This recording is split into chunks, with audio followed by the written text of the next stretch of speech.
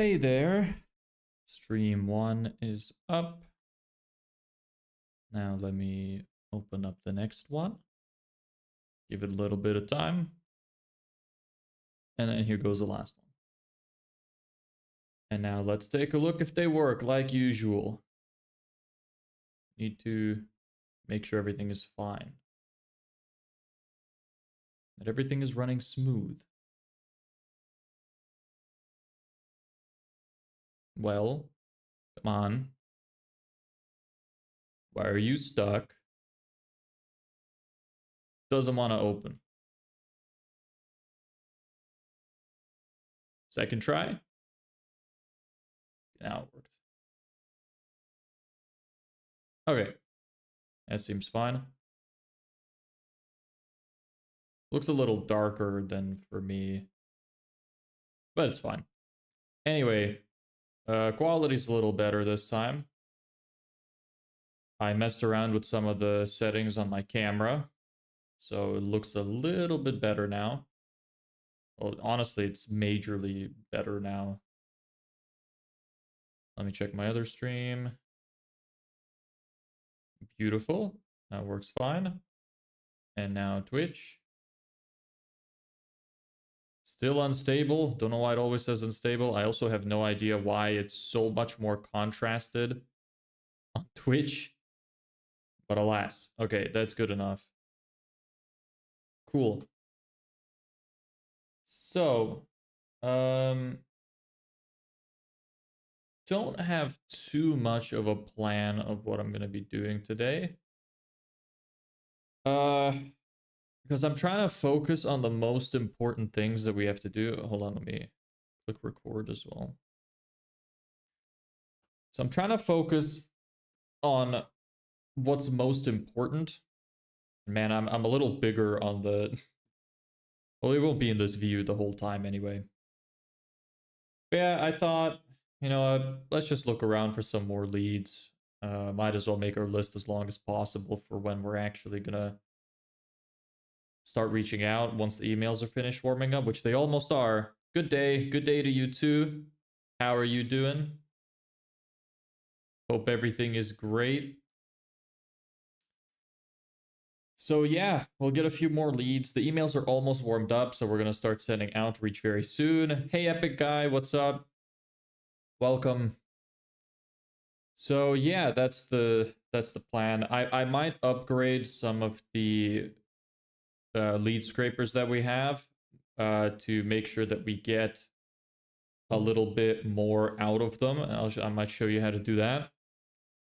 I'm good. What's your deal? Never been here before. Well, I welcome you here. So what we're doing is basically, I started a business about a couple months ago, and I created my offer and everything like that. And I was getting ready to do outreach, and I thought, you know what? Wouldn't it be cool if I showed all of the stuff that happens behind the scenes? Because I've never seen that before. I see a lot of gurus. Hey, AB. I do remember you. Don't worry about that. Hey, that Katie. What's up? Hey, everybody. Yeah, so I thought, wouldn't it be cool if I showed everything that happens behind the scenes? Because I've never seen anybody do that. I see a lot of gurus that are out there that, like, you know, they make you feel like they're giving you good information, but that they're not. They're just trying to funnel you into some kind of course. Or they're trying to scam you, you know, get your attention. Or, you know, get a bunch of people to, like, fall into their trap so that they feel like they need to rely on them. But I've never seen anybody do something like this where they actually show what they're doing. They always talk about stuff they have done. But I thought, I'm gonna show actually what's happening. So since last week, this is day 8, I started streaming all of the important stuff that goes on in the business. And obviously I don't do everything on stream because it can get a little bit distracting at times and I wouldn't get as much done. So I don't do everything, but whatever I don't do on stream, I let everybody know what I did the day before and whatnot. Hey, Ans, what's up? So yeah, that's what this is about. So today, I don't really have too much of a plan of what I'm doing. I almost never do with these things because it's kind of like, you know, got to focus on the most important stuff. But today I thought maybe we'll get a few more leads from Google Maps. with some of the systems that we've built already to prepare for the outreach, because we're waiting for one of the software we're going to use to warm up our emails. And then once that's done, we're going to start reaching out. So that's going to be a lot more interesting. Once we start getting people, I have a call actually scheduled tomorrow with a potential client. And I'm still trying to figure out how we're going to do sales calls. I would like to do them live, but it's a little risky because I don't want to, give away anybody's identity. And although I can use stuff like voice changers and whatnot, I'm a little bit worried about them saying something about their business or who I'm talking to. Like maybe they say their business name by accident or they say their full name by accident. It's a little unpredictable. So I don't have that set up yet. I had a few ideas, like maybe I could record it in the back end and not play their side of the audio. So while we're live for the sales call, it would just be me and you would hear me and how I'm replying to stuff. So you wouldn't hear the other person. And then since I'm recording to my side, I can then edit it down. And then maybe the next day, what we could do is maybe on live, or I was thinking maybe I could upload a video where I'm breaking it down, but we could also do that. I could record the live, I could record the call, change the voice, edit it how it needs to be, and then the next day, we could go on the live and review the edited down version that I have, and I could go through what I was thinking, how it all went and whatnot, because again, privacy is a big issue. I don't want to, do anything that might destroy somebody's privacy. That's quite important. So I think that might be the best bet. Maybe I would record it down to my computer and then get rid of everything that could, that's anything related to their business or who they are, change their voice, etc. And then the day after or whenever I'd be able to do it, we could do like a live reaction where I could break down what I did, what mistakes I think I made, what I could have done better. And I think that could be a good learning opportunity for me and for anybody who watches. So we might do it that way. Yeah, doing good, bro. What's up, bro? Everything's great. I'm doing great. Today's a good day. Every day's a good day. Everything is awesome. Keep some stuff private as much. Yeah, of course. Yeah, I will. Like, I'm not, I'm not gonna just record if somebody doesn't want me to. I would preface like, hey, can I record? So don't worry about that. I would still get rid of all of the privacy stuff, but yeah, so that's the idea that I have for that. Voice changer is a good option, but keeping privacy is paramount. Yeah, of course. You shouldn't stream the sales call. Love your idea. Yeah, I think I will analyze it live. I think that's the better option. Sorry, bro, I'm new here. What exactly is your business model? So I am running a digital marketing agency, which I started about a couple months ago. I mean, if you could, pretty much everything about me is out there on the internet. You could look me up. You could find my LinkedIn and whatnot. It says, for example, on my LinkedIn, I started like a little over a year ago, but that's not super true. There's like a whole backstory to it. I started it when I was still working full-time in audit, and I was doing it with a friend of mine, but originally we were going to be doing AI-related stuff. But then as I moved forward, I started learning a lot about marketing. Then I kind of combined the two. Now I do a little bit of like AI and marketing put together. And I primarily run ad campaigns for people on Facebook. And I've built this whole offer where I offer a landing page with a video sales letter for landscapers. And that's my primary target audience. So, like I said, I haven't done outreach yet. So now we are like in the process of starting that. So I don't have any clients yet. That's why I wanted to make sure I do this now before I get clients so that it'd be more interesting. I have done some marketing stuff for a friend of mine. We made them brochures. We set up their website. I did their video sales letter. I set everything up for their side. They're doing well. I didn't take money from them, so it's not like a proper paid client, but I have some experience there. I know a lot about marketing. I'm part of some communities of people who know about marketing. So like I'm pretty well versed in the field. So yeah, that's that. Hey, I see. Do you work with car detailers? I own a car detailing company. Depending on what you have to offer, I'd love to be your first proper client.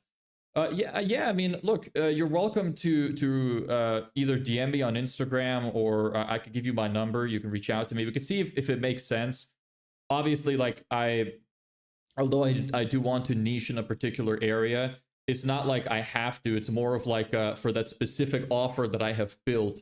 But we can definitely do some other offer if it makes sense. You know, we could take a look at how what it is you're actually offering, where you're located. We could work out if the, you know, whatever budget you have, if that would make sense. Sure. So yeah, you're welcome to reach out to me. I could, again, you could either DM me on Instagram. You'll find, just if you look up my name, you can find me literally anywhere. Or I could give you my phone number right now. You could message me on WhatsApp or whatever's comfortable for you. And we could take a look. You know, if it makes sense, it makes sense. The whole goal is that we both benefit. You know, you need to benefit for me to benefit. I have a guarantee for all of my services to make sure that that happens, that you get a full refund if you don't get what you expect.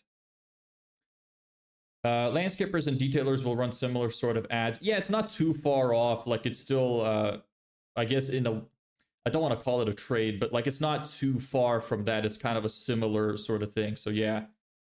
Australia, so if it might work for you, then yeah, go for it. Send me a DM. I'll get back to you once the stream ends, and we'll see. We could have a call and see if you know, if it makes sense. Hey, Native GT, what's up? Do you deal worldwide? Yes. Although obviously, if you're in a country which doesn't speak English, it'd be a little bit tougher, because if I'm writing the copy, I wouldn't be able to phrase things in a way that would make sense for your language. So as long as it's English, it's fine.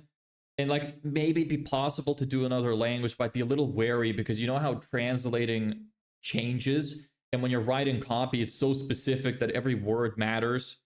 So I'd be a little concerned that if I'm, you know, if the client is translating some of the stuff I'm saying, it might not come across the same. There's also some cultural differences which might matter depending on what you're selling to. So I would say I'd rather stick to English-speaking countries. But English-speaking countries worldwide, or anybody who is in a foreign country who doesn't speak English and wants to sell to English-speaking countries, that's perfectly fine as well. But yeah, that's that.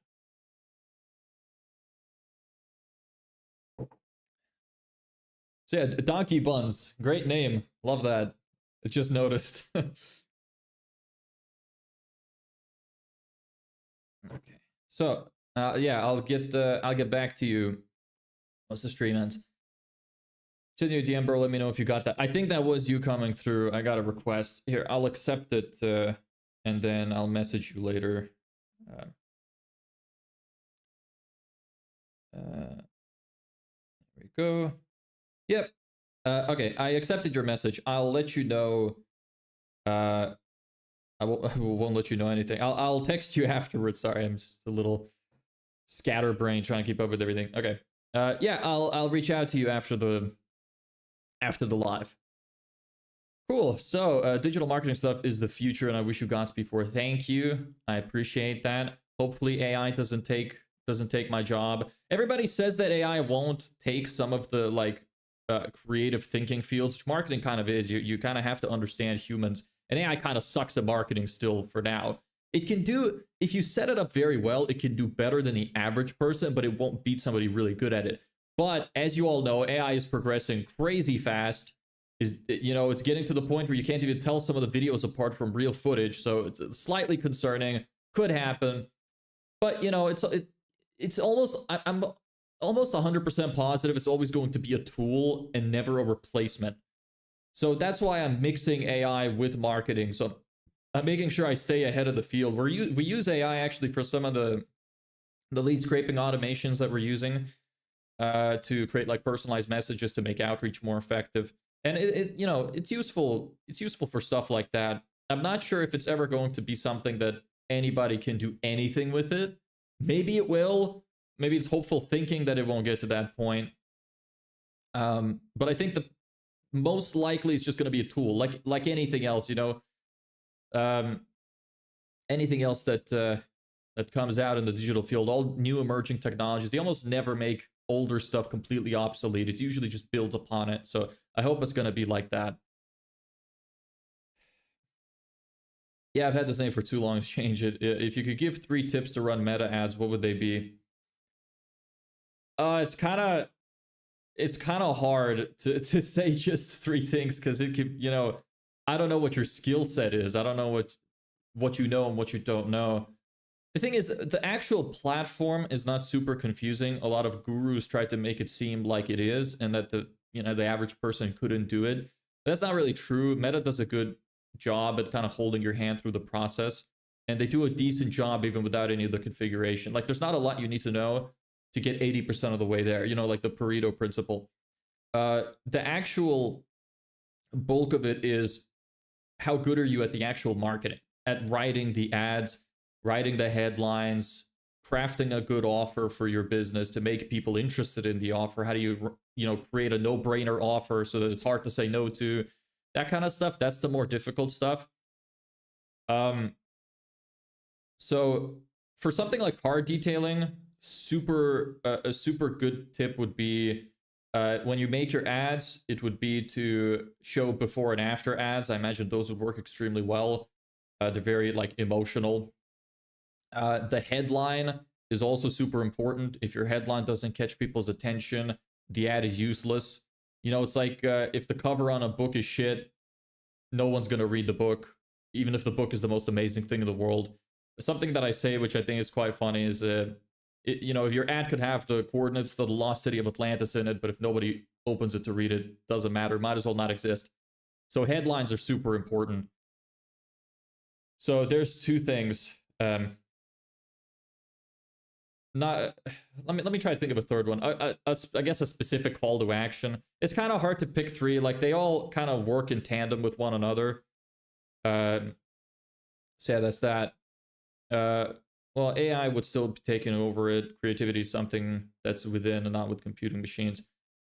Yeah, it's just like, it's hard to see deep into the future to see what it could get to. I don't want to get too philosophical here, but our brains are kind of like just super powered computers, There's not really, like, I guess this is where you could either bring in religion or not, but I'm going to disregard religion for this example. We could theoretically recreate all of those wires in our brain to recreate a person to be exactly the same as the person we're recreating. So in theory, a computer could have the same kind of computational ability as a human being. We don't know if we can actually build that, but at least in my philosophy, I believe that is possible. So I guess it's just, we'll see. Honestly, I've had good success trying to make it work myself. The platform itself is simple, like you said. I think you're right about the ad being the hard part rather than marketing the ad. Yeah, it does do a good job. Like, there's some key things like making sure you have the correct audience, making sure you're only showing the ad to people in your general area. Some people make that mistake, like showing it to all of the country that you're in as opposed to the area that you actually serve people. That could waste some of your budget. But yeah, the platform is not super complicated. Like I said, there's just a few things that once you get right, they work. But it's more about understanding the psychology of what makes people, want to take up an offer. Understand, but probably a hard question to answer. It's my birthday. Happy birthday! Congrats! I could turn on one of these things to do like a spinny lights, but I'm afraid it might start flickering the camera, so I won't do that. But happy birthday, Levy legit. Probably a hard question to answer. Out of curiosity, how does the AI tie into running the ads? So, okay, I'm not using AI right now for running the ads. It's more of like the backend systems. So I'm using some AI for creating the backend and some AI to help with coming up with stuff. But it's not like a huge primary thing for the actual top of the funnel, like for the ads. At least not from my side. I know there are some companies which do that, but I don't really like relying on AI to actually make some of the ads. Sometimes it can be helpful. Say, for example, you're selling an energy drink. The ChatGPT image generator at this point is really, really good. You can severely speed up the process of making images, which before you'd hire these big production companies or the marketing companies would charge you a lot so they could hire like videographers or people to take pictures of the products, do the editing, etc. You can fast track a lot of the process now with AI. So that's a really useful feature for it. But I don't do e-commerce stuff. I do services. and videos tend to do better for that. Or if they are image ads, they would be like before and after pictures and stuff like that. So it's not super useful for service businesses, which is what I'm doing, but it can definitely really help for e-commerce. Is it scrapping ads that are already up and creating a narrative similar to the key concepts from successful ads, or more so the targeting? I would say targeting is probably more important. I mean, there's a lot to it. It's like I could explain everything about marketing in a few hours, but it wouldn't have, you know, there's a part of it which is knowledge, and then there's a part of it which is execution. You can understand a concept, but not do it right. So that's where that kind of falls apart. I can give you some advice and I can tell you stuff, but then you might try it and it might not work. But that doesn't mean that what I told you is wrong. So I'm trying to be wary of what I'm saying to you is like really big tips, because there's a lot of little parts which kind of work together to make it good. There's not like a secret, you know. If there was one big thing that's some secret that everybody knows, well, then the ads wouldn't be profitable, or everybody would be rich.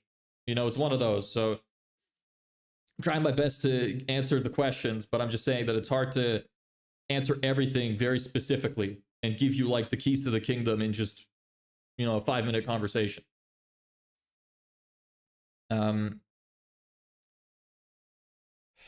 Hey, what's your content about? So I started a business a couple months ago, and I'm showing all of the behind the scenes of building it, outreach, sales calls once we get to them, and everything live. And then I'm going to edited down videos of it to just kind of immortalize it into the YouTube ecosystem. So anybody that finds it, wants to do this stuff, so they don't have to pay a bunch of courses. They don't have to go through a bunch of gurus who are going to lie to them and funnel them into their courses. I want to have it all out there. My experience of starting, from my knowledge, and running the business, everything fully transparent and authentic. That's what my content is about. And so yeah, very happy birthday, Levy, again. Yeah. Yeah, I tried running. Let's creating an AI agency myself, but we were just a little too broad and I wasn't really able to focus on something.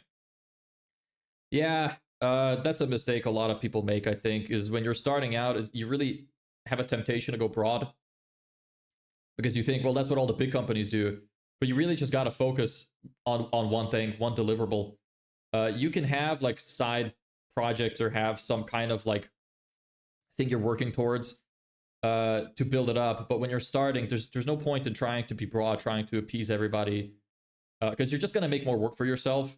Whereas if you pick one automation that you know you can make for a specific type of business, like say a customer support agent for hotels, it's a little bit saturated, but just as an example, you can get really, really, really good at doing that. And then, you know, offer that. Some of it is going to be copy paste because a lot of hotels would need a similar thing. So you're just making less work for yourself. So you know, a lot of people spread themselves too thin, trying to juggle a lot. But you got to start small and you got to work your way up. We were scraping IG accounts for content ideation and creating apartment setters, but it was not what I expected at all. It's very easy to fall into a side quest and try to make random other automations, which is why we were spread extremely thin. Yeah. Yeah, I mean, that's the kind of stuff that you learn. I mean, I was making those same mistakes when I started. I had the same exact problem. I'm a bit of a perfectionist, and I like being good at a lot of things rather than really good at one thing. So this has been very difficult for me to kind of wrestle with myself. But now I've gotten to the point where, you know, like I said, a couple months ago, I fully focused on it. I got all of my shit right. I made sure that I'm focusing on the right things.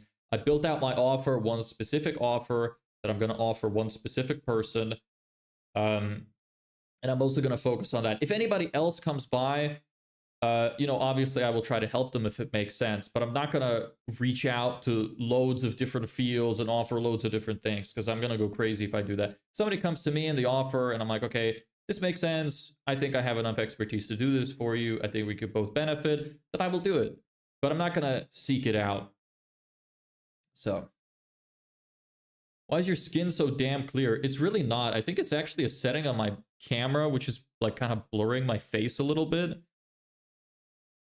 You can see I got some like good few impurities around here. I actually have a lot of scarring because I used to have really bad acne when I was younger.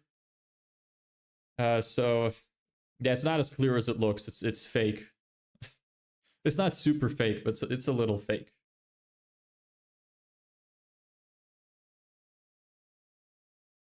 But thank you for. I'll take that as a compliment, Stella. I think running the detailing along with the agency was a little too much for me, especially since the detailing isn't fully stable yet. AI would be something to look into once the detailing is set. Honestly, well, let me challenge you on that. If the detailing was set in and you were doing well with the detailing, then don't you... Okay, do you think it would make sense for you to split 50% of your time into AI?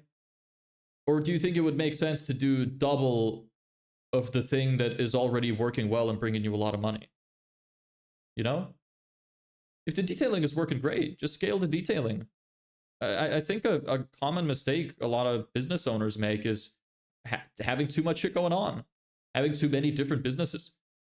You know, and almost always, again, the Pareto principle. I love the Pareto principle.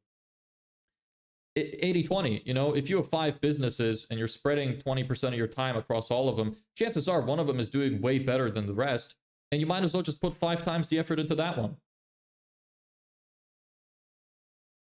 Okay, so what are we talking about? We're talking about business-oriented stuff.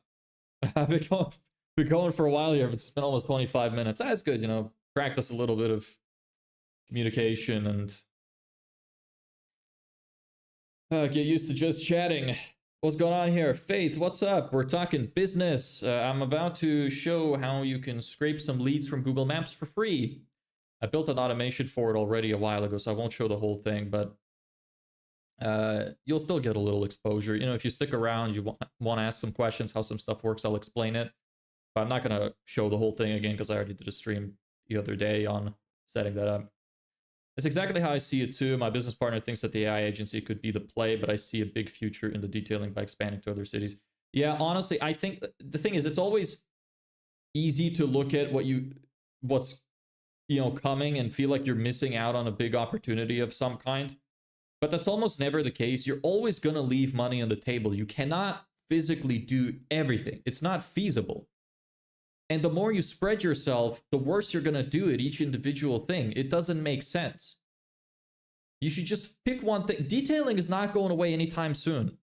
Until cars disappear, car detailing is going to exist. So why, like I get that AI seems like it could be really profitable and could be a cool business opportunity. But if you have something working, just double down on it. Make it work super well. Yushia, hello. Hey, what's up? Okay, I think that I should start getting into the bulk of what we're doing here. Otherwise, I'm never gonna start. So, here is our main view. I'm gonna make myself a little bit smaller. I need to update this text. Scarping, yeah, scraping needs for free from Google Maps. There's that. There we go. Anyway, sorry for taking you into a tangent. Let's see what you were actually supposed to do. Now, don't worry about it, brother. This is like, it's a shared experience. This is part of it. This is part of the reason I'm live streaming. People can ask questions. We can hang out. Maybe build some kind of community someday. That's why I started this. It's not so much about what I'm doing. Obviously, that's a big part of it. But some of this stuff is, it gets kind of repetitive after a while. Once you set up some systems in place, you're not doing a lot. I think it's going to be a little bit more interesting once I actually have client work to do. Because then I'll be able to show, obviously, whoever agrees to it, I'll be able to show some of the stuff that I'm doing behind the scenes and writing the ads, maybe educate some people on how they can write their own ads and stuff like that. How do you maximize a retail store? Just like a typical retail store. What kind of retail store? You selling clothes? You selling... Are you selling, it's a grocery store? Probably not. That's like one of the worst businesses you could open as a grocery store. I don't really deal with retail stores. It's not my area of expertise. I don't know how well it would work with something like Facebook ads. Like maybe, but it's kind of again, it depends on the retail store. Like if you're selling something like clothes, again, that's tough because clothing is so down to branding. It's not so much about like I mainly run lead generation campaigns to try and get customers to take up an offer in the back end, like sort of long-term leads to make sure that we nurture people, build a list of people that are going to convert later down the line. So I'm more so focused on that, whereas I feel like retail stores are super long-term because, well, I'm going to take clothing as an example. That clothing is the kind of thing that you need a lot of really strong branding. A lot of it would be down to more so like affiliate marketing and talking to influencers, trying to get them to wear your stuff for free just to show it off to their audience, give them a percentage of sales. It's a completely different sort of field. I'm in the hospitality business. We sell amenities. I'd need to know a little bit more detail than that. I'm not fully sure. To me, that's still quite broad. I'm not in that field. So I'm sorry that if it feels like I'm avoiding it. I'm not. I just don't really know what specifically you mean. Like, I don't know what hospitality amenities are. I don't know everything about the world. So I would need to know what kind of customers you're targeting, how you're getting them now. And I need to know a lot more detail to be able to answer that, just because I don't know anything about the industry. Why are you only aiming for 2K a month? Okay, originally it was actually 10K, but I decided I was gonna start a series on Instagram or TikTok explaining it from the perspective of the situation I'm actually currently in, which is that I quit my job a few months ago. I moved to a different country. I live in Spain now. I moved from Ireland. And I'm living off of my savings, and I quit and I moved here because I wanted to make this business work. So I'm running out of money. So the 2K is how much I would need to be able to keep living. And I've estimated I have about 3 months left of savings to get me through. So I need to get this to work. And I thought that would be a lot more engaging if I was more realistic with the goal of 2K than 10K. That's really why I changed it. It was up until this point 10K because it was a nice number to look at, And also, even just like as a side thing, I think it's good to set small goals. I don't remember where I read this, but it's some sort of like it's a psychological sort of thing where having smaller stepping stones makes it easier to achieve certain goals, because then every time that you achieve them, you get a little bit of dopamine. It's kind of what makes video games so addictive, because you get rewarded constantly. You walk for the first time, you get an achievement banner in the bottom right. You kill your first enemy, you get this cool sound, and your character levels up. It gives you a bunch of quick dopamine hits. But in real life is extremely long. To actually do anything worth doing takes a long time. So if you set a big goal like 5 to 10K, it would take a long time to get there. But if you set a goal that's like 500, 1,000, you're going to get that much sooner. You'll get that dopamine, and it'll, tell your brain you're doing a good job. It's like a reward system. Fair enough. I think it would be a really good hook at the start of videos explaining the backstory of why you're aiming for just 2K. Yeah, exactly. And I was also thinking of including the fact that I have about 5,000 left to run me, so that I could continue to live for about 3 months before having to move back to my parents' basement, essentially. So yeah, it'll be engaged. It's a fun thing for me because it's like stressful a little bit. I mean, I tend to be a pretty calm person. It's stressful, but I'm handling it fairly well. But I just really wanted to throw myself into the deep end of like, okay, I gotta do this. I really wanted to have my own business. It was really important to me. I wanted to do something. I knew stuff about marketing, started learning about a lot about marketing, and I wanted to do this, quit my job, moved, and I got to do it, or, I have to go back to my career, which was I was studying to be a chartered accountant in audit. I had just finished my second year when I decided, you know what, this isn't for me. I was good at it. I was great, and I developed a lot of systems for them as well, which they use. But yeah, I just wanted to do something different.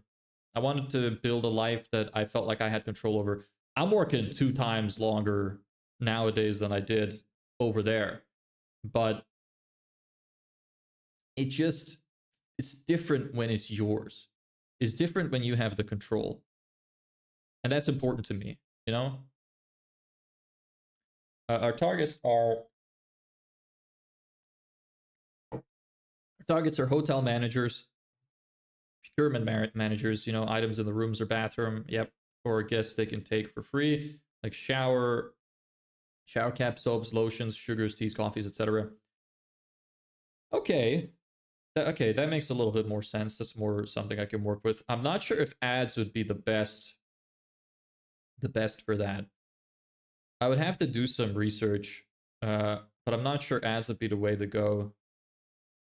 So you sell stuff to the hotel managers to put in their hotels as amenities. Okay. Yeah, honestly, I would probably do cold outreach primarily, or maybe if you want to get your first. How well are you doing with it right now? Like, what are your sales? How many clients do you have? There's just so many questions. It's like I'm gonna do a whole marketing audit on the call. I'm not prepared for that at all, especially in an industry I don't know anything about. But there's a lot of research, you know, that would have to go into that. It wouldn't be as simple as something like, you know, like a trade service. This would take it wouldn't. I just don't see how ads would be better. I don't see how ads would be the best option. So it'd be a little bit more complex than that, I would imagine. Again, I'd have to do research. I'm making sure to make that extremely clear. I don't want to speak on stuff I don't know about.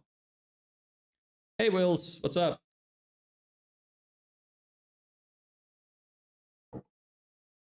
Hey, how you doing? Okay, let's get into some of this. So the way this works and the systems that we have set up, we want to type in niche, which is landscaper, and I already did Dublin, so let's do something like Cork. Landscaper Cork. So what this allows us to do, and there's probably not going to be a huge amount. Maybe I'm wrong. I mean, that looks like a decent amount. So what you do after that is you grab the link. I'm good at you. I'm doing fantastic. What did you do today? Anything interesting? Let's get deep. What are your goals in life? What are you looking to achieve before you kick the bucket? You go into Phantom Buster, make an account. They let you do up to 2 hours of exports for free. They do gate you off of downloading the leads lists, but I have a way to get around that, so you could do it for free. All right, thank you. But ads have been our major targets for clients, and it's been working. If it's been working, then that's great. That would be a really good starting point, actually, to be able to see what you can improve. Do you guys have an agency that's doing that for you, or are you doing it yourself? Or do you have like in-house employees that are running that? And what are your results like, if you know, if you don't mind me asking? Because that's interesting. I mean, if ads are working, then that's great. Ads work for almost everything. I'm just being safe, right? Because I think maybe there are some things which could work better. That doesn't mean that ads wouldn't work. That's why I'm trying to, you know, explain it in this way. I didn't say ads would be bad. I just am thinking maybe ads wouldn't be the best. But anyway, yeah, no, that's interesting. Yeah, if you have any results you'd like to share, I'd be interested to hear. I'm always open to learning, love learning about new industries. Find it very interesting. What website are you using? This is called Phantom Buster. It allows you to scrape information from certain parts of the internet. They have these modules called phantoms. And we're going to be using the Google Maps search export today. And what it's basically going to do is, when I grab this after searching landscape or cork, it's basically going to take the top 120 results from this list, and it's going to grab all of the information, like if they have a website, it's going to grab like the phone numbers and whatnot, and it's going to put them into a list for us. Then we're going to take that list, we're going to process it, we're going to find emails of decision makers from it, and then we're going to put it into an email campaign so that we have a bunch of emails ready to send out. We're going to send out personalized emails to those people in very large numbers. That's the plan.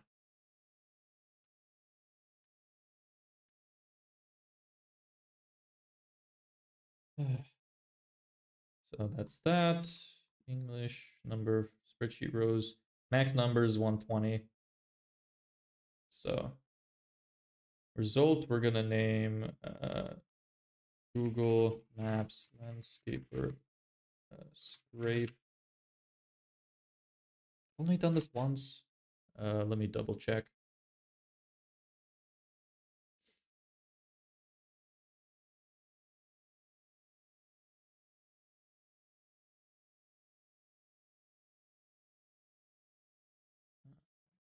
Need to log into a different account.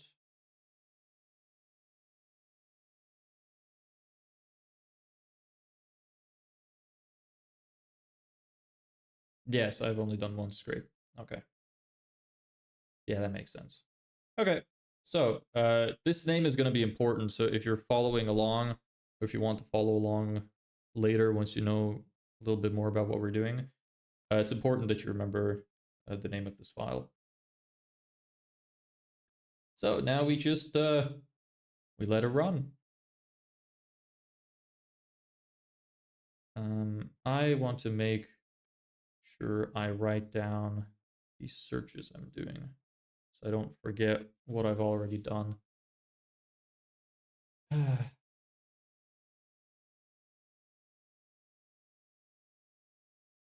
we go. Search 2 is landscape of cork.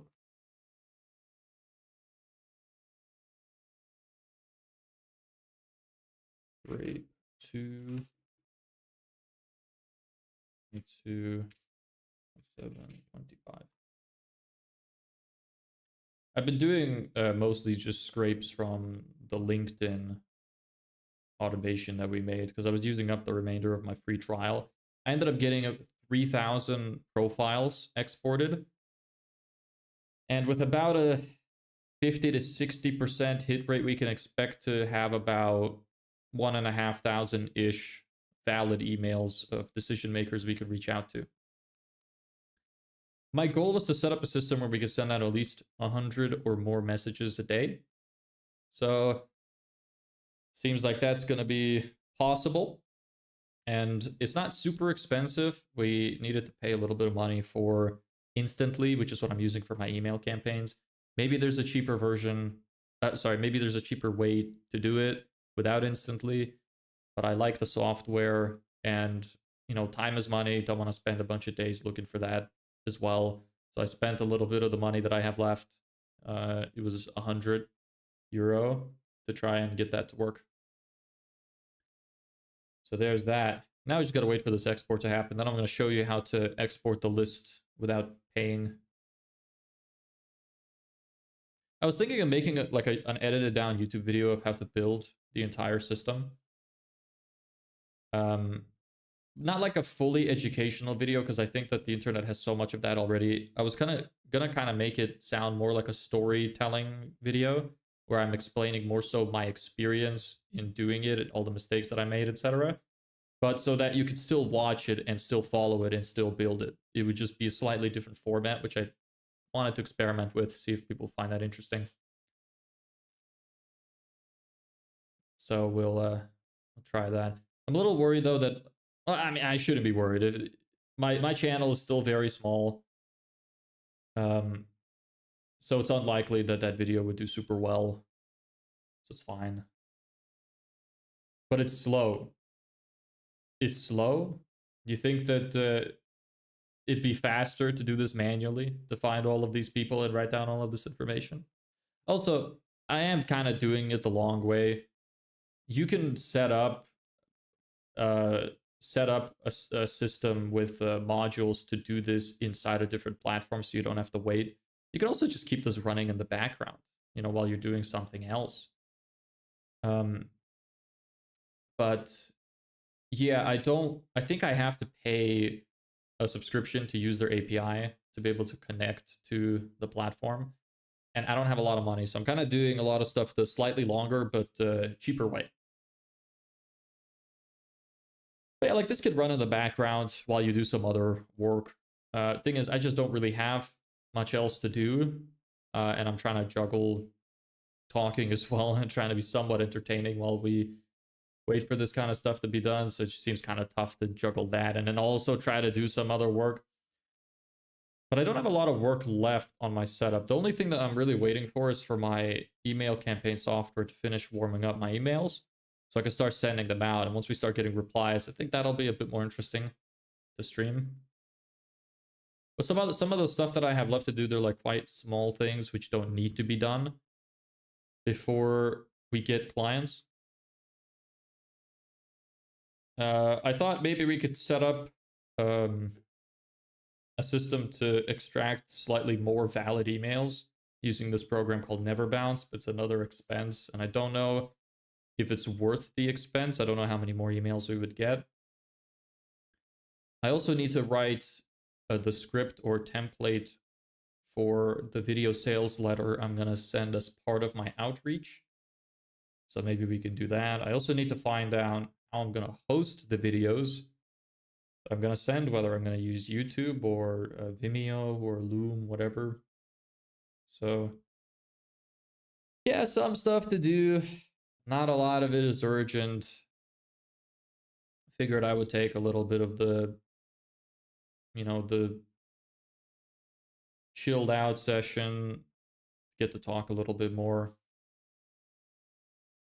Give me a second, I gotta blow my nose.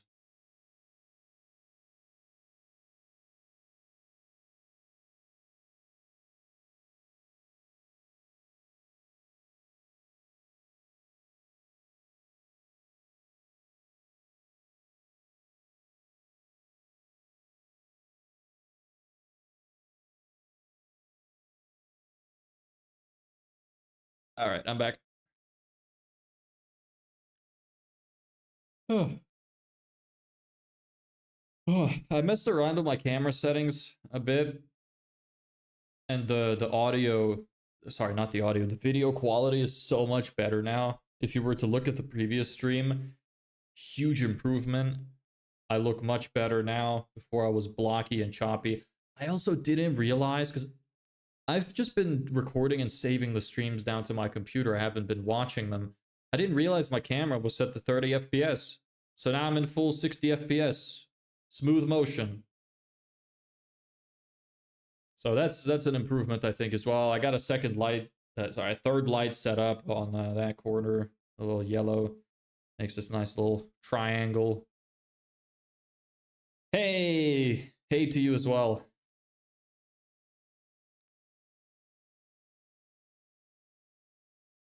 I feel like this is taking longer than it usually does. The LinkedIn can scrape way faster, that's for sure. I think for LinkedIn, I got like 1,000 profiles in like 10 minutes. So it's definitely much faster. Spent all day yesterday doing like a finalization of one of the lead scrapers. I was fixing up the ChatGPT module, which is what we were using to create personalized messages. And that took so long. It took me so much longer than I thought. I think that stream ended up going for like 2 hours, 40 minutes or something. There was a guy, I thought this was really interesting. There was a guy, and I wonder if he's going to see this as well at some point, but he was very upset with me. He watched the full 2 hours, 30 something minutes of the stream after it ended. And then he left a comment saying, like 2 hours 17 timestamp. So we spent the last 2 hours building something that doesn't work. And I was like, brother, finish the video. We got to the end and we got it to work. It's like I got stuck. And then we fixed the problem. So I don't know what his problem was. And I was also just thinking in my head, I'm like, so this isn't really like educational content in the sense of like normal educational content. I'm just a human. I'm not a programmer. Some of the stuff that I'm building for the first time. These automations. I'm not a programmer. My background is in marketing and auditing. That's all I know. So, and I feel like I make that very clear when I do my streams, and I'm setting up my videos and the titles and the descriptions. I feel like I make it pretty clear that I'm just a guy that's like still fairly early in the journey, setting all this stuff up. And you signed up for that by watching the video. And then you're mad that I'm not perfect on the first try. I just thought that was a little strange, but he watched 2.5 hours of the full stream, which is baffling to me because my channel is still pretty small. So to have a guy that sits down and watches like the full video is quite quite amazing. Honestly, I'm surprised he didn't get sick of me. But it just feels odd to do that and then leave like a comment that you're upset. Like, I'm sorry. I tried my best. I'm just a guy. And no, I don't know how to code. I'm trying my best. This is not part of my skill set. Metrics for the past month reached about 9,257. It's based on the closer regions or states we count about 294. Link clicks impressions was about 10,000. Okay, impressions 10,000. So I don't know what the CPM is, but I'm assuming you guys probably spent around $200 to $300 on that campaign. And is 9,200 the reach? Did you guys set up any? Like, are you taking leads? Are you taking sales? What's the campaign type?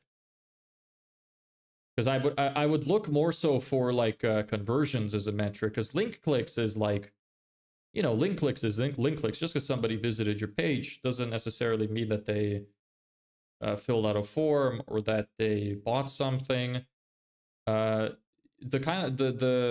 most important metric in any campaign should be the cost per conversion, which is how much you're spending to get your desired result. And what is your desired result? Is it to get a sale? Is it to get a form filled? Is it to get a call? Are you tracking this kind of stuff? Maybe you're leaving a lot of money on the table if you're not tracking that kind of stuff.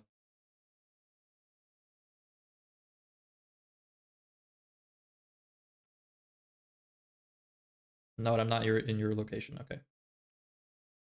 Noted. All right, well, here is our export done. Now let's see how we can get it for free. So normally when you click download results, and I've showed this a few times already, but I like showing it every time.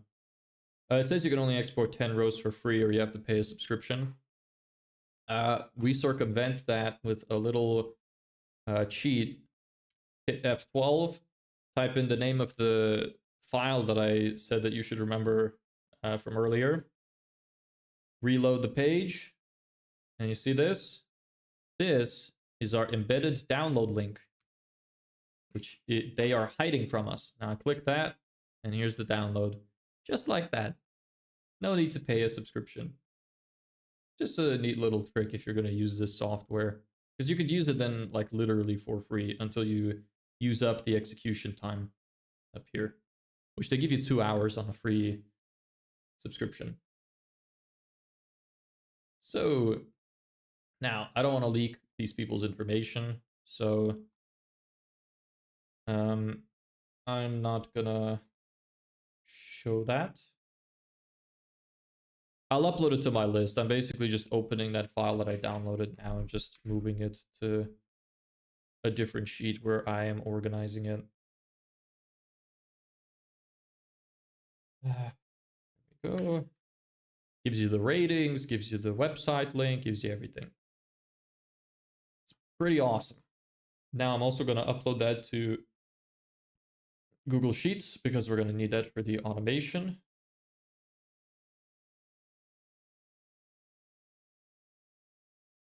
Oh yeah, I think I will need help with those things. If you want some help, I'd be happy to take a look at your account free of charge, just to point you guys in the right direction. So if you'd like, you're welcome to DM me on Instagram or send a message through WhatsApp. I could give you my phone number. Whatever works, I can help you guys out. See, if you're tracking the right kind of stuff. If you'd like, no pressure. Just offering.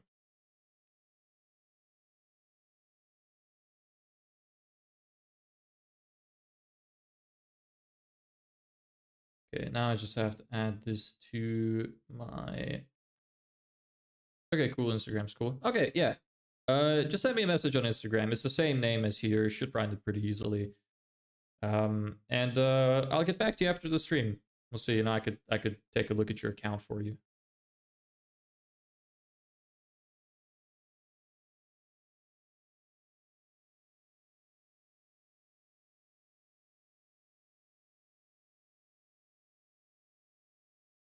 Okay, there's scrape 2. It's a shame I can't do everything like on stream, like stuff like this, because I don't want to leak a bunch of people's information. What is your talent, my dude? Mapping. Mapping? I mean, I wouldn't call this a talent. What is your talent? I don't really have a talent. I play the piano in my spare time. I'm not that talented though. I'm just pretty basic. I've been playing like since I was a kid, but I'm self-taught, so I'm not super good at it. I play the guitar. I have really good facial control. I can move like pretty much any part of my face, including my ears individually. I can also do this, which is like wave my eyebrows, which I think is pretty cool. Your hair looks gorgeous. Any tips? Is my tip is I don't have tips. My hair. I appreciate that you think that. I think it's literally just because I washed my hair this morning. I can't remember actually. Did I wash my hair this? I think I did wash my hair this morning. So it only looks good today. It's gonna look like shit tomorrow. You know what's actually? I will give you a tip. Wash your hair less. Wash your hair. If you're washing your hair every day, you're making a mistake. And if your hair gets oily super fast, or oily every day, that is why. Because you wash it every day. Because the shampoo strips all of the essential oils out of your head that your brain produces, that your scalp produces. That is meant to, protect your hair. The shampoo strips all of that out, and the conditioner essentially just putting fake oil back in. So your head starts to overproduce the oil because it's trying to make up for the fact that it keeps disappearing, because that's how your body is supposed to protect it. It's kind of like when you build up a caffeine tolerance, like your body, or any tolerance, your body starts compensating to try and bring you back to what it deems to be normal levels. And because of that, when you stop whatever substance you're on, you feel withdrawal symptoms.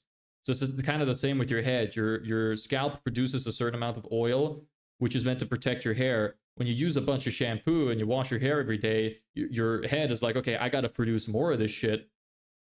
So it starts producing more, and then when you stop, your hair gets super greasy. So you just have to remove the tolerance by just letting your hair be dirty and slowly trying to wash it less and less, and that will make it healthier.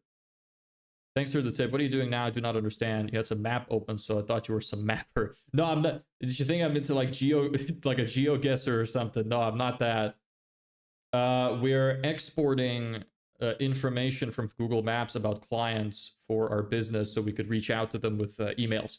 And I'm showing how to use an automation to get it done much faster than doing it manually. So here's a program called Phantom Buster, which you can use to help you export this stuff. I don't want to explain like everything that I'm constantly doing, because sometimes, you know, new people come in, I have to say the same thing over and over. Probably not super engaging for people that are continuing to watch.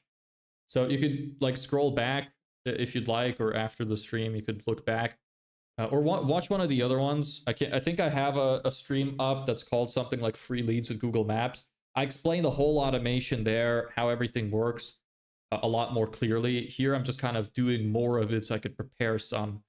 We'll still go through some of the automation stuff that's happening, but that's what we're doing here. That's why this map is open. Now I need to actually log into... Hold on, did I finish this other thing I was doing? No, I didn't. I need to upload these to my Google Sheets.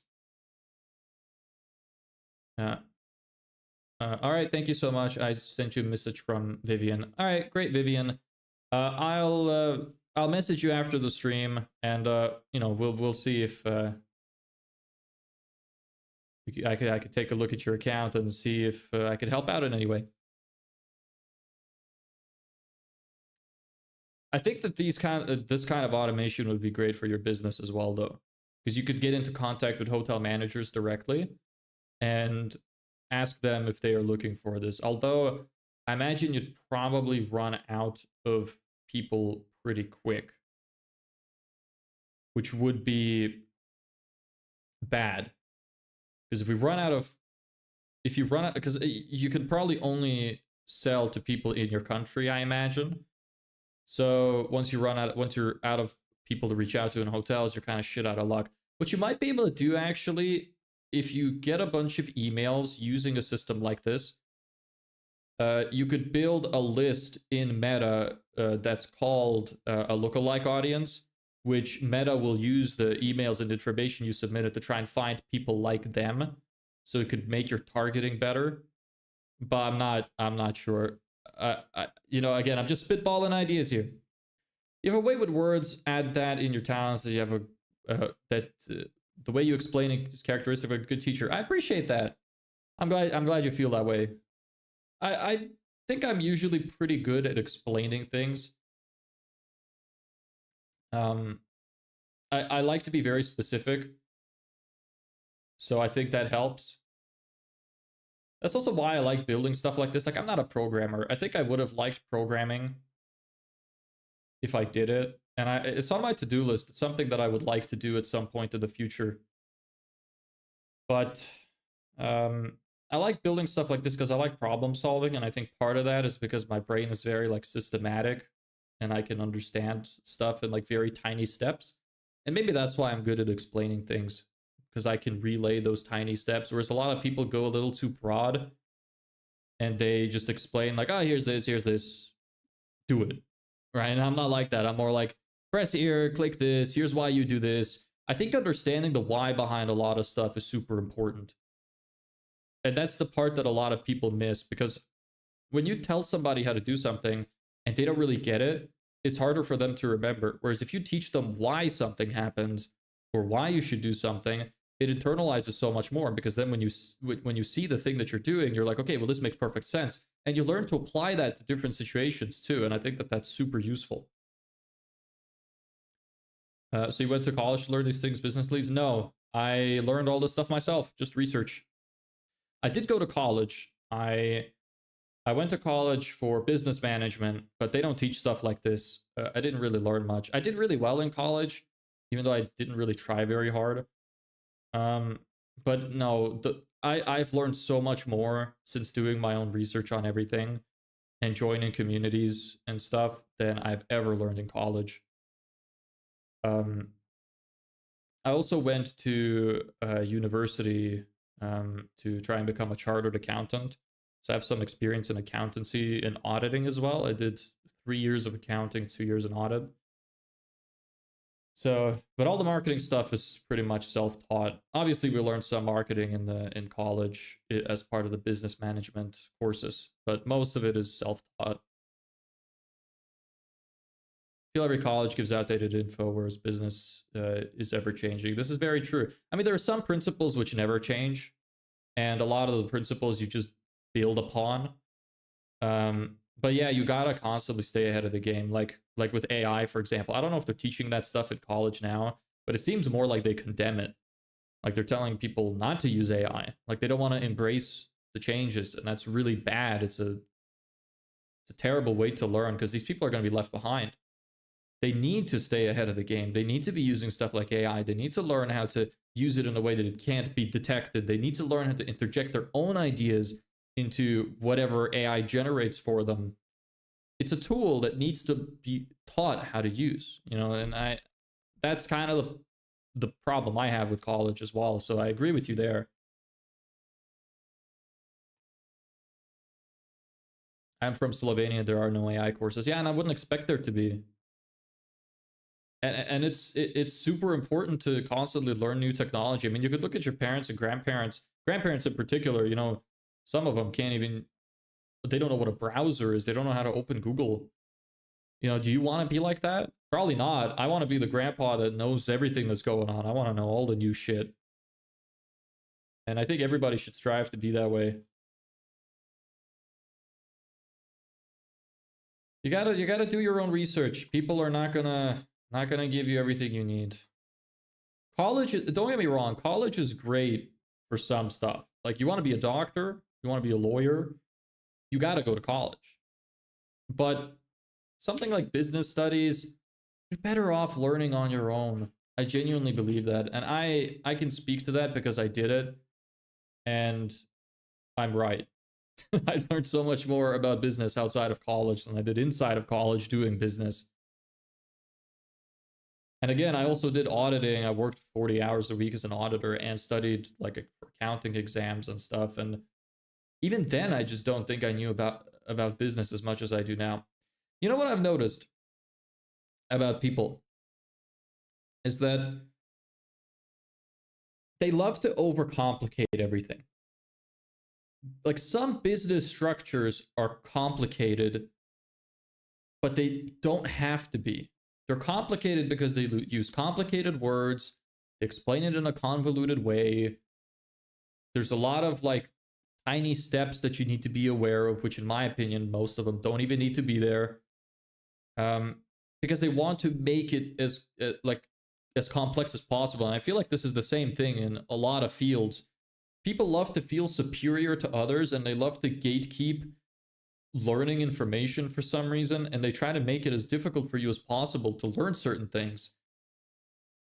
And yes, exactly. They love to do it because it boosts their own ego. They like to feel smart. They like to feel superior. So whenever you talk to these people, they talk about all these sorts of complicated concepts and stuff that doesn't matter too much, just to sound smart. I hate that because it just feels like you're gatekeeping, right? Like you're like, well, you plebeian, you don't understand as much as I do. But in reality, a lot of the stuff that you do and that you don't need. So that's my gripe with that.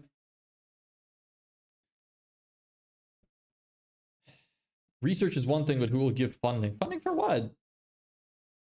The only funding you need is a phone and preferably a place to sit. Sit on the floor.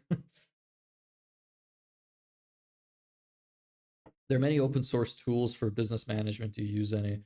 No. What do you mean specifically? What kind of tools?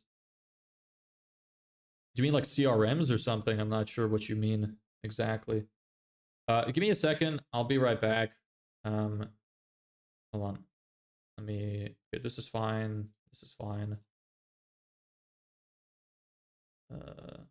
Yeah, CRMs. I don't use a proper CRM because of the industry I'm in, digital marketing. I would never have a huge amount of clients. So I don't really need a very big CRM that's very fleshed out. I use Airtable to store all my client information. So, because I like the way that you can use it in automations very easily. That's why I use Airtable. It kind of works as a CRM. Spending tracker. I I've built my own in Excel. I use Excel for that. Use a bit of my accounting background to build myself my trackers and whatnot. Actually, that's something I'm going to need to work on once I'm starting to get clients, is setting up my like accounting spreadsheets, because I only have like very minimal, like the basics set up. So I'm going to have to do that. Untalented, man. I wouldn't call it talent. It's just I've done a lot of stuff. I've just constantly said yes to every opportunity that came my way, and because of that, I learned a lot of stuff. I know a lot about fitness and nutrition as well. I'm not super built or anything, but I'm like healthy, and so I know a good bit about nutrition and fitness. I work out pretty often. I eat healthy food. If anybody's interested, the best tip you can have ever from anybody for weight loss or just becoming healthier is cut out all processed food out of your diet. That one change will make you lose weight.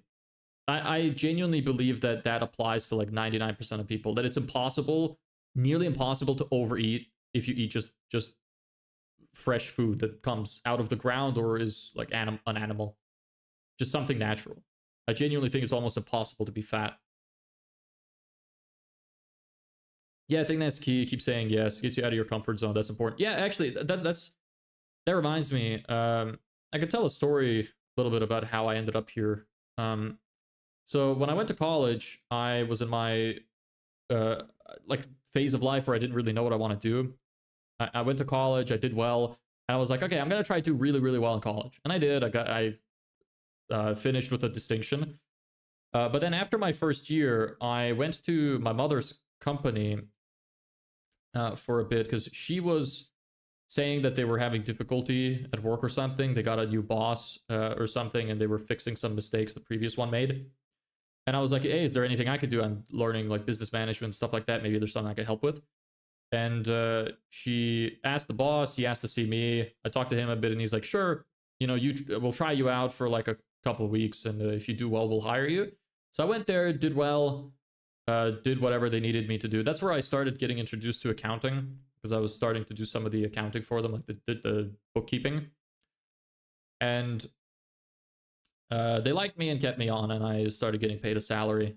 I also experienced what it's like to work from home, because he was okay with working remotely on a few days, so that was quite nice. I also got some experience with managing employees. Even though I was young, it was kind of funny. I was like 19 at the time, and I was managing some of the builders and stuff. I learned how to use like a tenant management software. Learned how to talk to people that are superior to me. That's an interesting way to phrase that, but thank you, brain. So I got experience there, and then I found out about audit because we were getting audited, and I learned about it from this guy who was working for the company I eventually ended up working for. And I thought, okay, let me try to figure this stuff out, see if this is something I would like. And I talked to my boss, and he introduced me to the chartered accountancy stuff. And I was like, okay, maybe that's something I want to do. So I started reaching out to that company, and I started emailing them like crazy, trying to get like an interview, because they were about to start their intake in like October, November-ish. And usually they recruit like a year in advance. And they also asked for a bachelor's degree. I didn't have that. I was only in my second year at this point. And I just kept emailing them, got the interview, did well. They said they'll hire me. Didn't care if I didn't have a bachelor's. So I ended up quitting college halfway through. And I went to work for them.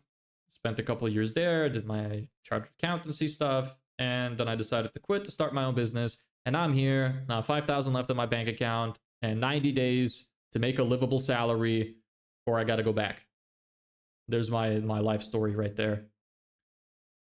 You need to have talent first or attitude first, and talent can come later. What's your opinion? Oh, attitude. Definitely attitude.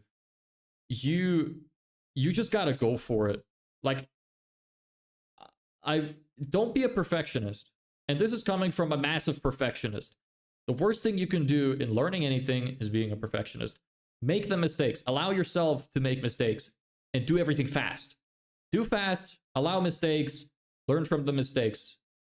Don't study how to drive a car for a year before getting in a car. Just get in the car. You'll learn in a week how to drive. That applies to everything. You gotta just go, man. Just do stuff. Learn stuff. Stick with it. Consistency. Consistency is the most important thing you could do in learning anything. Stick with it. Every day, little bit of time. Don't stop. Imagine yourself 10 years in the future. I know it's hard. I know it's very difficult to do. But just do it. It will pay off eventually. I promise. Anyway, give me a second. I need to go get some water. My voice is starting to get tired.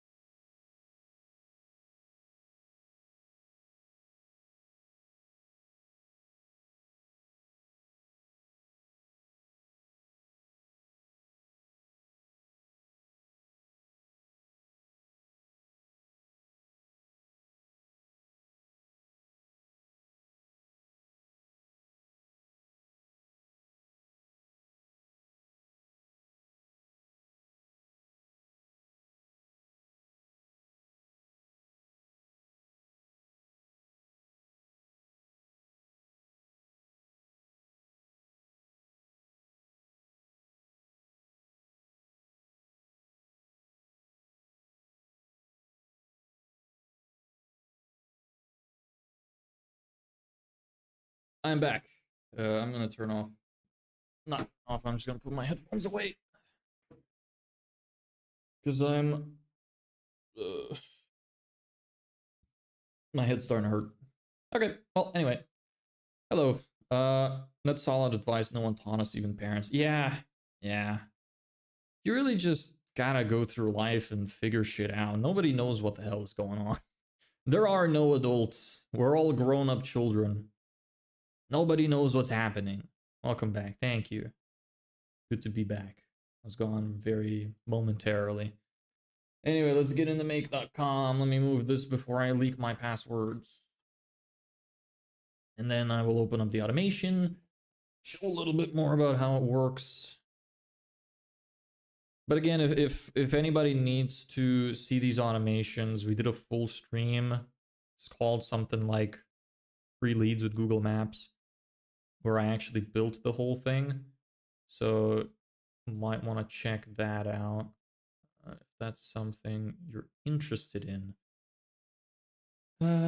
Here we go. Honestly, I don't even know why I'm opening this. I don't really need it right now. There's that. Okay. I might as well just explain it since I'm here. Explain the way it works. So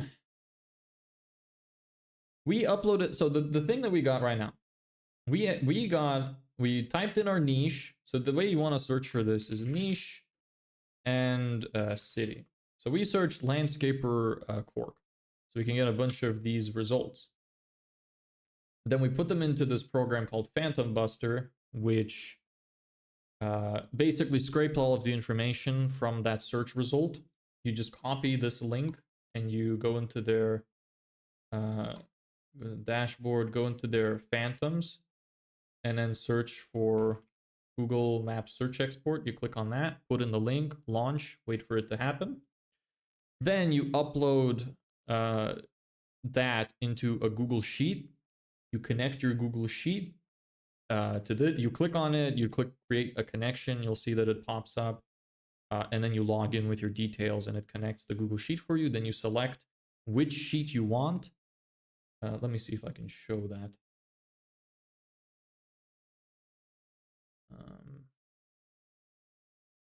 Yes. So you select your drive, the one that would have been connected. You select the what the sheet is called. You select the name of where you put the leads.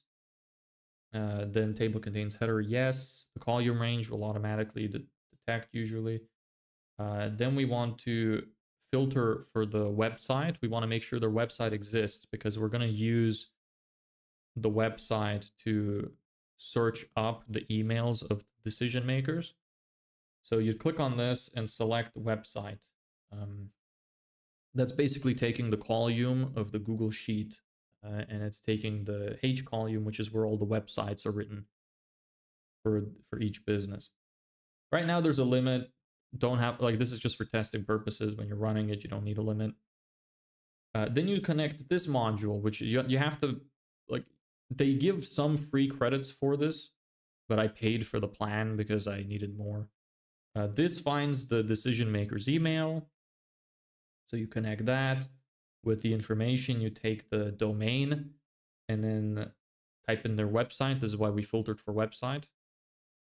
And then you select the category of people you want to find, which for us is CEO, owner, etc. And then here you use fully verified emails. Now you don't have to do this, and I was thinking of maybe setting up a system where we fix that and we can use all found emails and then use another platform to verify if those emails exist. That's another possibility. I have to pay for that. Although it might save some of the emails we might lose by going with the fully verified emails. Then the Perplexity basically just searches online for details about the person and finds their like LinkedIn if they have one. Sorry, this finds their LinkedIn if they have one. Then once it does, we put in sleep because this takes a little bit to process and we want to make sure there's enough of a gap here. So this waits for 40 seconds. Then we get the data back from that creation. Then this ChatGPT personalizes the message. We spent all day yesterday training this ChatGPT to make good personalized messages. This ends up this is a huge prompt. So that creates personalized messages based on information that the previous one found, and then they get uploaded to our email campaign software. And this all happens automatically. You press the run button, and that's it. So that's the general system. So I was just getting some leads from here so that I could use this later because right now I'm still waiting for my email campaign software to fully work. So yeah, once that works, we'll be good to go. Let me see if I can show you that.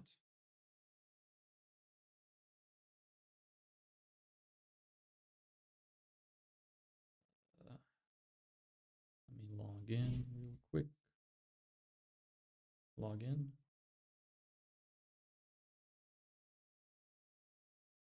How do you say your name? I don't even want to say it in case I butcher it. Firier? I'm sorry. How do you say that? I like getting people's names right. What happened to AB? He just said hi and dipped. I guess he was busy. All good.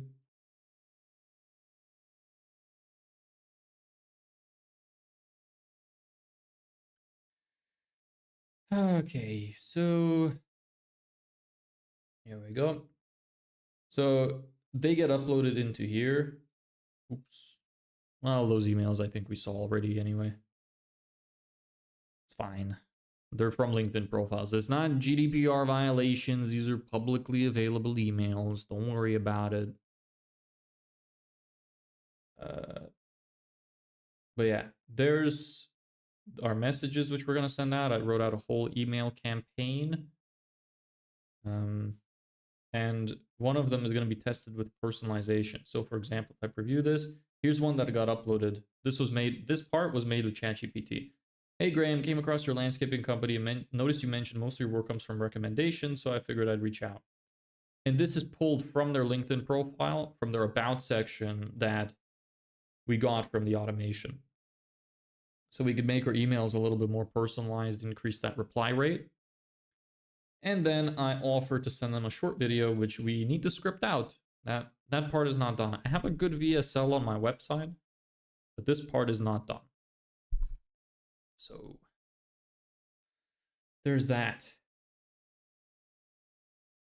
Oh. It's quite cool how this is set up. It's nice. I'm gonna see if it works properly or if there's any other problems we need to fix once we start running it. Although I think it's fully okay. I think it's perfectly fine. So you know what? I did one more scrape. Took me an hour and a half because I spent almost all of the time yapping, as one does. So I'm thinking maybe what we could do for the remainder time, because I think I'll probably stream till about 5. Let me move these over. I was going to use these as help for setting up that verification, like to get more emails out of verification, but I don't think we'll do that today. I'm thinking maybe we could spend a little bit of time scripting, see if we could come up with something for that. Because essentially the way that my outreach is going to work is I am offering to send them a short video showing them a good system for how they can get clients. So that's what we're doing. Let me see if I can pull it up here. It's funny how I'm not used to talking for so long. So my voice gets really tired and raspy after a while. You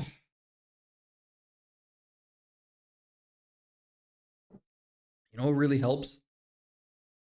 Warm water. I should get some warm water next time. Really helps with keeping the pipes clean.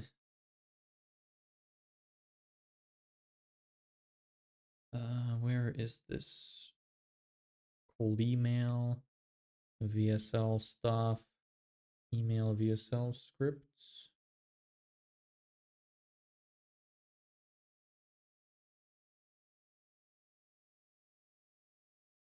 Let me see if there's anything here I cannot show. Yeah, I want to keep it short because I have a VSL on my website that's about 7 minutes, but it's a little too long for one to send by email. So I figured I don't need these anymore. So I figured what I would do is I would shorten it and try to keep the key points and try to figure out, okay, how do I keep their attention? So let me read through this real quick and I'll show it.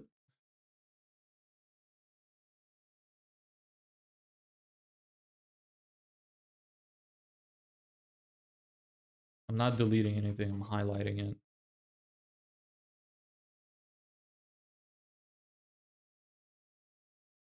Yeah, it's fine.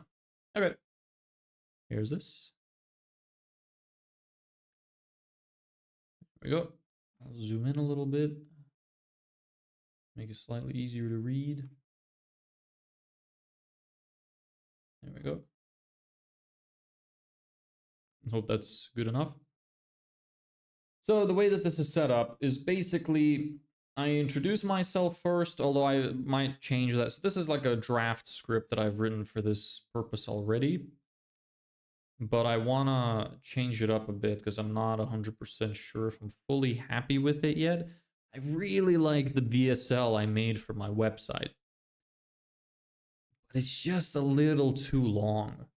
So I had to change it up a little bit. And I still want to provide value. So basically, what I have to do in 3 minutes is introduce myself, give them a reason to keep listening, give them some kind of value related to the offer that I'm going to offer them, and then give them a reason to reply to me.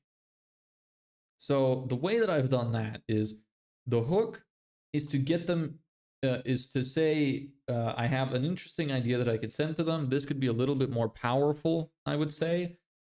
And then I gave a quick description of who I am, because a lot of people think, well, who the hell is this guy? Why should I listen to him?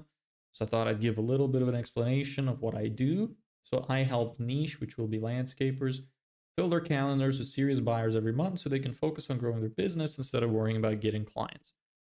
So my main offering is I want to save time, not necessarily get people more clients, because I don't want to work for people who are like doing really badly, because it becomes a completely different thing, because they expect so much more of you.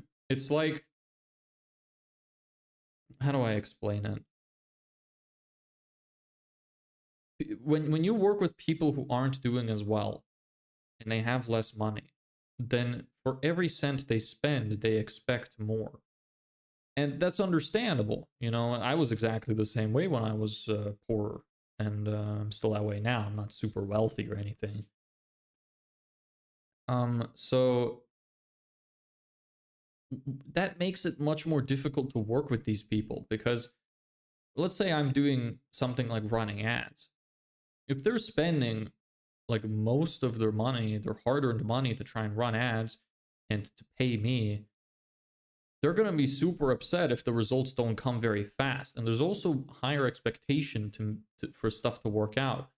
But the thing is, if a person doesn't have a good offering and they don't have an established business, what ends up happening is I have to take on more jobs than just getting attention for their business. I primarily run ads and do a little bit of marketing. Like I help people craft better offers and stuff too. But I can't fix someone's entire business. At least not for the amount that I would be getting paid, because it just wouldn't be fair. You know, if one guy's paying me $1,000 a month to run their ads, and another guy is paying me $1,000 a month to run their ads, fix their offers, fix their back end, make sure their client experience is good, talk to clients, nurture them. It's just too much, and it's not fair. It's not fair on on me primarily. It's not fair on the other guy because he doesn't get that. So you want to make sure that you avoid that. So yeah. So just to circle back to the point I was making, is my offering is to save time and not get clients, because what I've noticed is that when you offer to get people clients, you have a lot of people reach out to you who don't have almost any clients. And that is a very difficult person to work with because of reasons I just explained. So by switching up my offer a little bit to be, well, I'll save you time so you can grow your business. Now, instead of attracting the people who want more clients, which would be the more broke people usually, I'd be attracting the people who have a lot of clients and they're busy and don't want to get clients themselves because they don't have time. These people are going to have more clients, a more established business, a better, more attractive offer, and will be easier to work with. Does that make sense? Hope that makes sense. So that's the goal there.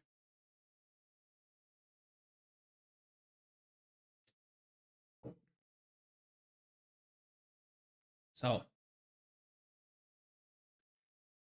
and then, so here's the challenge. So I said that I want to find a way to keep their attention. So this is how I'm doing that. I offer them to buy them a cup of coffee if they feel like I wasted their time. Now, obviously, I don't expect anybody to actually take me up on that. And most people wouldn't. Most people who have a business, it would probably be more effort for them to corroborate this coffee than just ignoring it.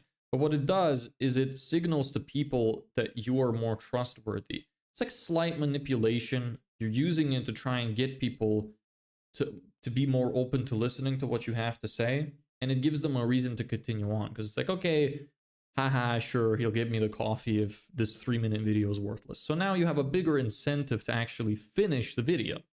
So that's the idea there. So the next part is basically just a shortened version of what's in my longer sales letter, which like it's just not as good, because basically this primarily focuses on the benefits and telling them what they could do and how they could benefit. But in the longer version, in the longer video sales letter, I also say, okay, well, why are the alternatives bad? Why don't you want to do the alternatives? I would discourage other options. I'd be like, well, you're busy, or maybe another agency screwed you over that didn't really know what they were doing, or nobody kept you in the loop of what was happening, or maybe you had to do a lot of work still. I also say, well, you could do it yourself, but that takes a bunch of time, and you're a busy business owner trying to run your business. So I would include all of that, but because it's 3 minutes, I don't really have a lot of time to do this.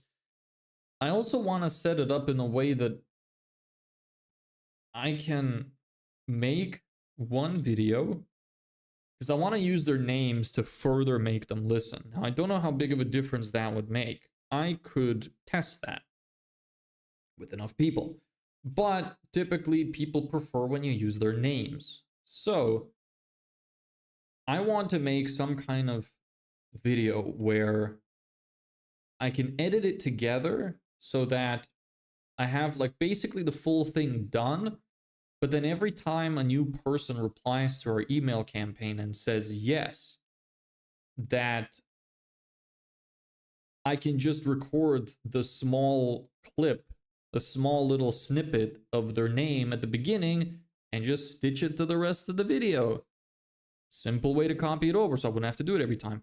Now, I don't know if that's going to be possible every time. Maybe I could also use their website and stuff, but again, that's something I could kind of edit in. I could have the talking head version done. So like this, the way that it's set up right now, I would have like the full screen, just me. I would record that. When I have that done, I could talk about going to their website and looking at their thing, but not actually have anything there. And then when I'm editing, I could just record a separate clip of that and import it over. Now that would take me a little bit more time, but again, it would feel more personal. So I'm not sure what I'm going to do. I have to consider that.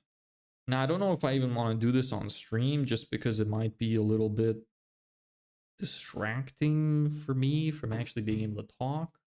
But you kind of get the idea. Like, I've already explained what you can expect, what kind of thing you want to do. It's just now that if I start working on this, I'm gonna be quiet because I need to think, you know? Thinking out loud, not super my thing, especially when I have the fact that somebody's watching looming over my head and want to keep them entertained. So I don't know. I could try, see how it goes. I only have another half hour to write out. Could also just end a little sooner today, but I usually like to go for at least a couple hours. Yesterday we didn't, but look, it's not gonna work every time. 1 to 2 hours is a decent expectation. And some days it just flies by. Like, oh no, wait, yesterday was not the hour and a half stream. Yesterday was the long one, the 2.5 hour. Yeah, that day flew by. That time went by super quick because I was very focused the whole time, but I also didn't talk as much, so.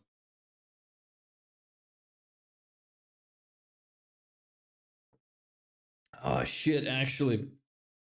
Oh, I forgot I'm out of reels. I have to make more reels. Shit. Maybe I will end, so I could have some time to think that through. Yeah, you know, I'm gonna make the executive.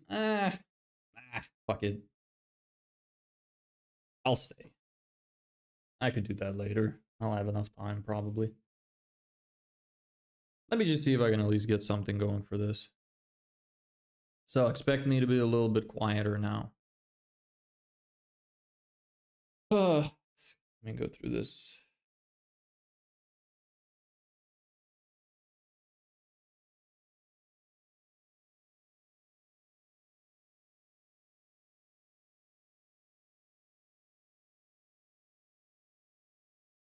It wasn't that valuable and was just a complete waste of time. I want to make up for it. Send me your Revolut and I'll buy you a coffee. Okay. So to start, let me know if you relate to any of the following. Are you tired of spending hours on sales calls with people who clearly aren't serious? Have you tried cold calling, emails, referrals, networking, and just wish there was a faster, more predictable way to get clients? Or do you want to scale your business, but you're too busy wondering where your next client is going to come from? So I think in the original, I also had like, have you hired an agency who screwed you? If any of that sounds familiar, you're not alone. What I've found after speaking with dozens of landscaper owners is that the real problem is they're stuck in the old marketing model and haven't moved to the new model. Move to the new model, everything changes. You'll only attract the kind of clients you want to work with and automatically filter out the wrong types of clients. This is true. Of course it's true. It's my offer. You'll also get to decide exactly how many new sales appointments and clients you want to win each month with consistency. The big question is, what is this new model of marketing? Well, that's what I wanted to share with you. You build something called a client booking funnel, a machine that books calls for you automatically 24/7. So instead of you chasing people, they chase you. That's how it works. First, you create an ad that grabs the attention of your ideal customers and you pay some money to Facebook to show it to them.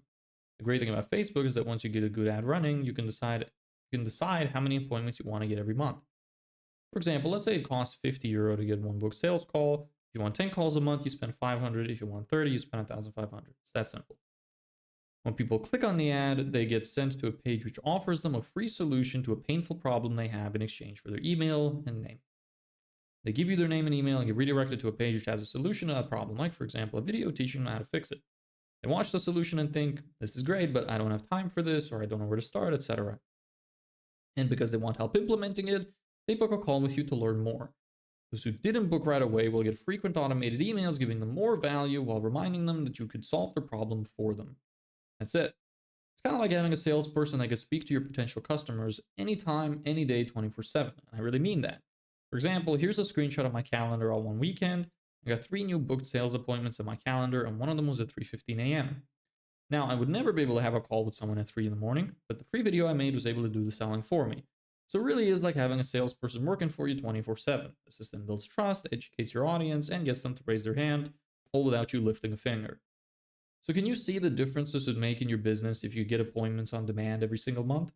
Imagine how much time and energy you'd save not having to chase people, take calls with time wasters, and work with people who are incredibly difficult to work with. Imagine no longer worrying about where your next client will come from and when. Imagine knowing exactly how many appointments and clients you'll win every single month. Like I said, if you think this totally sucks and I just wasted your time, let me know and I'll get you that coffee. But if this sounds interesting, just say so and I could look over your current setup or even mock up a version of this would look for you, no strings attached. Either way, hope this was helpful. I look forward to hearing from you soon. You know what? This is actually fine. I actually thought it was worse than this. I might just run with that. I don't know what more I would add or take away from this. I guess I just need to record it. Yeah, I'm gonna mark that for myself on my work plan, which you could see here. Is all the shit I gotta do in my business. You see my stream to-do list sheet as well. Where is it? My VSL. I have an Avid written here. Create template for training the client on how to use the system. Outreach. Google Maps scraper automation. Invoices. I don't even have that written here. Okay, whatever. I'm just gonna make a side note for it.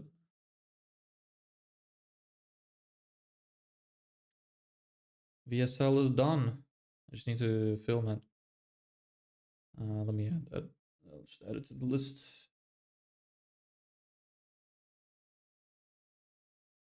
This is my side.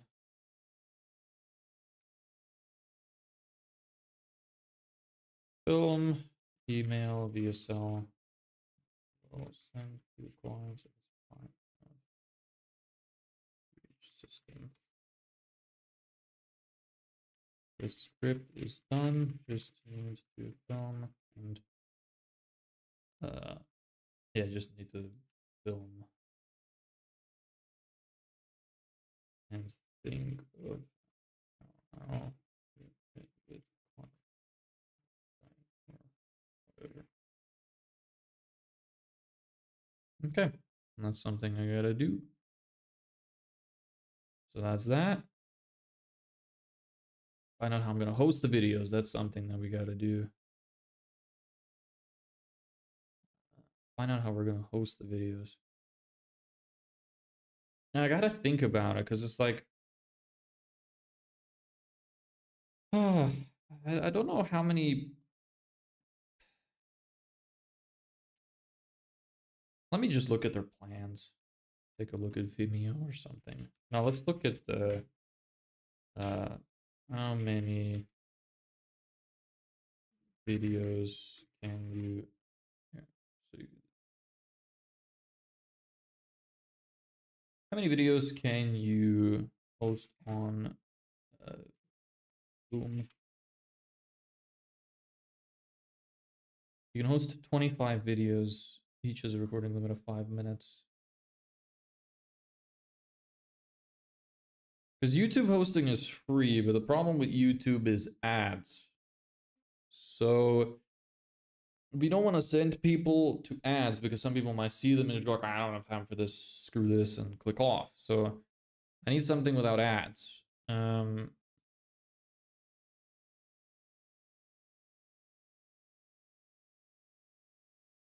Do they have a pricing thing? Starter. Recordings per person up to 25. Screen recording length. I think the problem is actually you can't private the videos. Like you can't choose who to share with, so they're all public, which would be a problem. Because then they would just see that the video is copy pasted and we don't want that.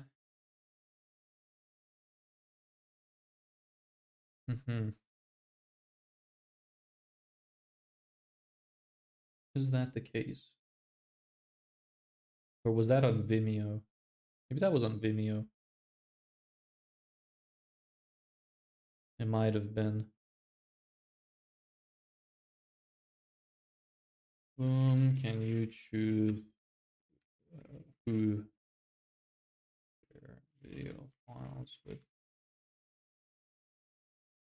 on the starter plan?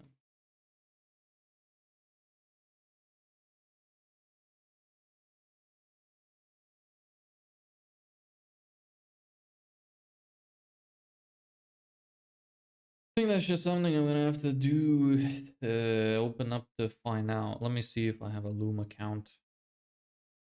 Check it out myself.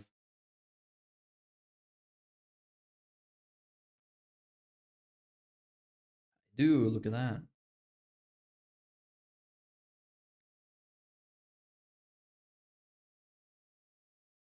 Okay, so record a Loom. Here's what's here. I'd probably have to upload a video then to test that out. You know what, in that case, I'm not going to bore you with this. I'll figure that out on my own end. Anyway, weren't too productive today. Talked a lot today instead. Be a little bit more productive tomorrow maybe. I have some stuff I got to do in the background. Like I got to film that VSL that we're going to send as part of email outreach, and I'll show you that once that's done. Then what do I have to do next? Maybe I'll set up that never bounce system so that we get more emails out of the leads that we scraped. And besides that, I need to film social media content for the next week. So that's gonna be fun.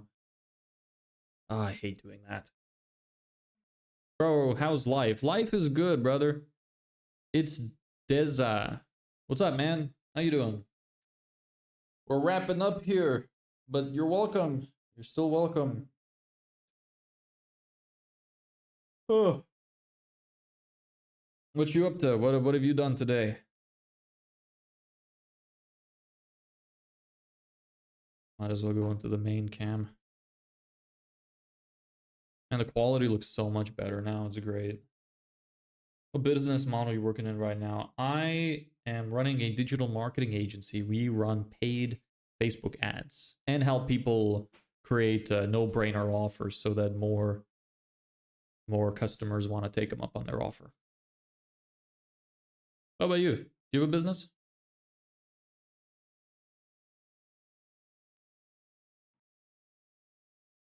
You know what? Actually, that kind of reminds me. I really dislike how, because of the amount, like, there's a lot of, what's the right word? I feel like digital marketing nowadays gets kind of like a bad rap from some people because of the amount of scams that are out there. It's such a frustrating thing because I'm trying to run a legitimate business, but because there's so many people that are out there that are just doing it willy-nilly, don't really know much, don't have the knowledge of like how to improve their ads and whatnot, and they just scam people. It makes it like tougher. And I hate seeing it too. I hate those people, especially the ones that are selling like those $20 marketing courses that are just complete BS, filled with information you can just easily find online in 5 minutes of research. It's just disingenuous, but that kind of shit makes it harder. No, I want to start, but I don't know where to start from. Well, do you have any skills that you have? Are you good at anything? Do you know more than the average person about anything that people buy? That's a good place to start. The first place to start is always the skill. And well, I guess you could argue that the first place to start is try to figure out what skill is valuable. But most people have some kind of skill already, and I would always encourage people to just go with that because you can sell anything. It's more about your ability to sell and how good you are. Those are really the two big important factors in business. How good you are at selling and how good you are at what you do. So, do you have any skills in anything?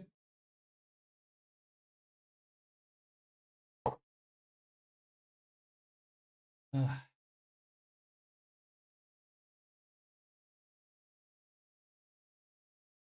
I need to film content. I'm gonna make a note for myself.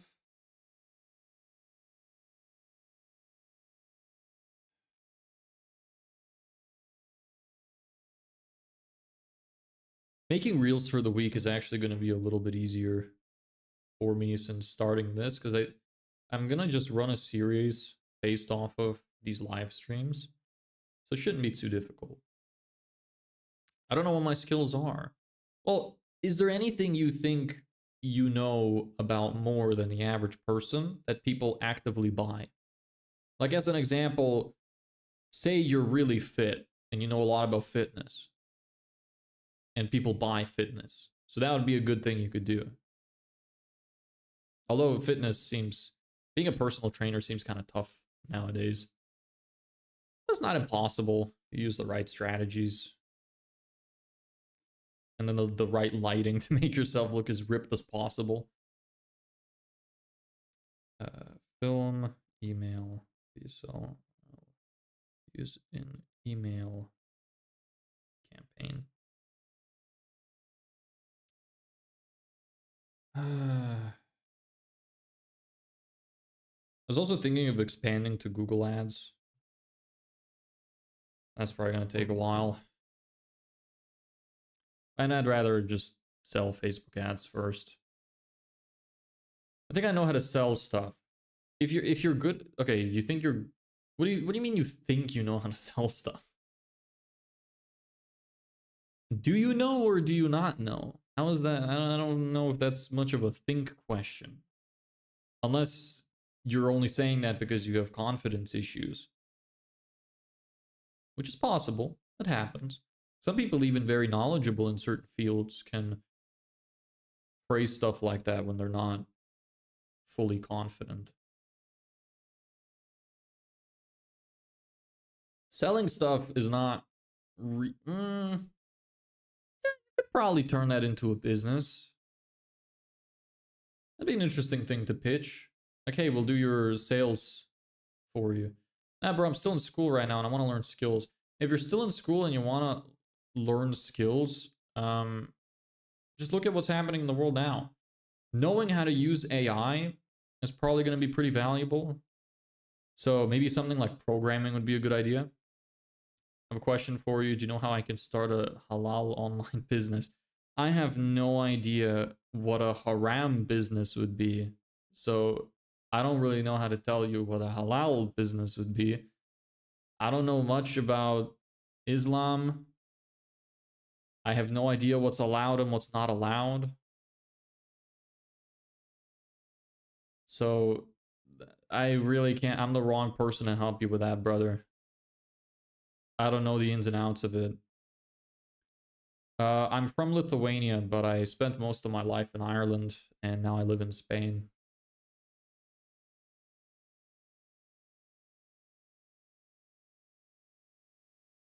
I mean, is there any restrictions in Islam as to what you can do for a business? Is Islam one of those religions which doesn't allow usury? Let me see.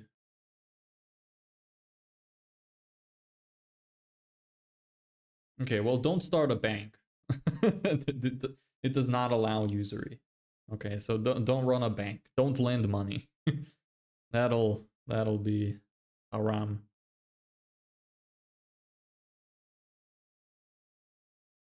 This is probably this is probably something you can ask ChatGPT, honestly.